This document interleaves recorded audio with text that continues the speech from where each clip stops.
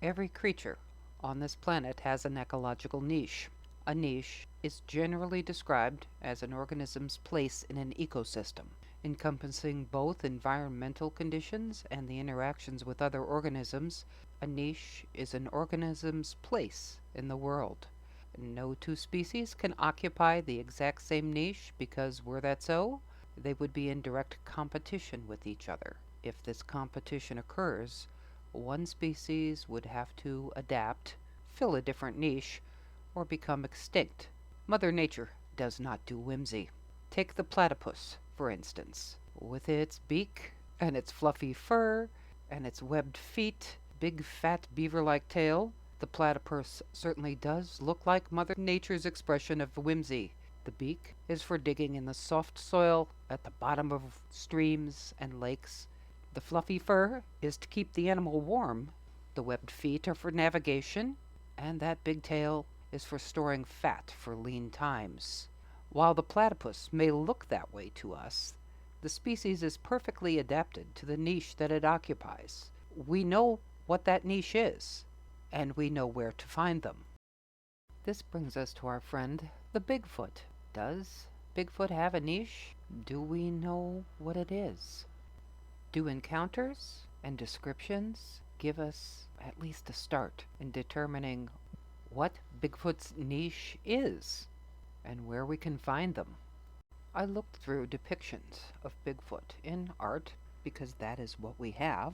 As yet, we have no reliable library of images that can be certified to be of Bigfoot. So back to art. The vast majority of depictions of Bigfoot are of extremely muscular superhero type creatures, which may very well be what they look like if they exist. But I got to wondering, the images are at odds with descriptions of behaviors. Again, that is relying on narratives from witnesses.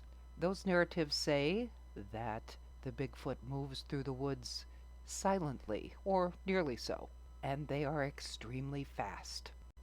I can't make those two images mesh in my mind. The overly muscularized version of Bigfoot that looks as if they spend 18 to 20 hours in a 24-hour gym all day, every day, versus the silent, fast version of Bigfoot that's described in narratives.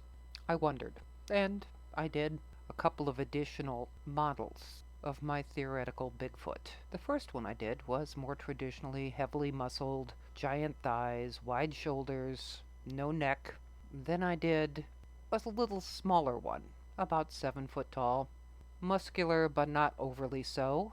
Still, once I had that one done, I could not envision that creature moving silently and swiftly through the forest any more than the first one. So I did a third one, taller, just because reports do say that they can be as tall as 9 foot. Improbable, but since I was visualizing, I went ahead and did a 9 foot Bigfoot, but I did it slimmer than the other ones, with slightly longer legs. If you have a creature that moves fast, it needs the legs to do it, and there's no reason to carry around a couple hundred extra pounds of muscle that you're not using.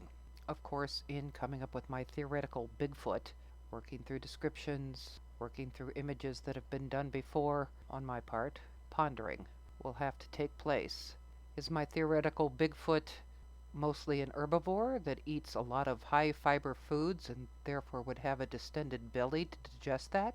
Or is my theoretical Bigfoot largely a meat eater? Of note, I did some reading on the digestibility of raw meat.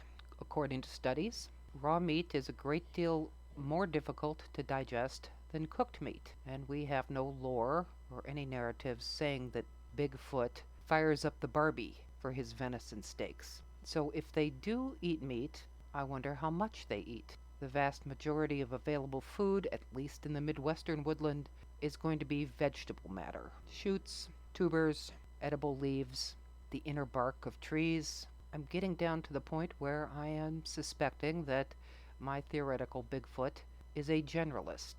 I am carefully avoiding saying very much like us, but possibly like other primates would be a good way to say that.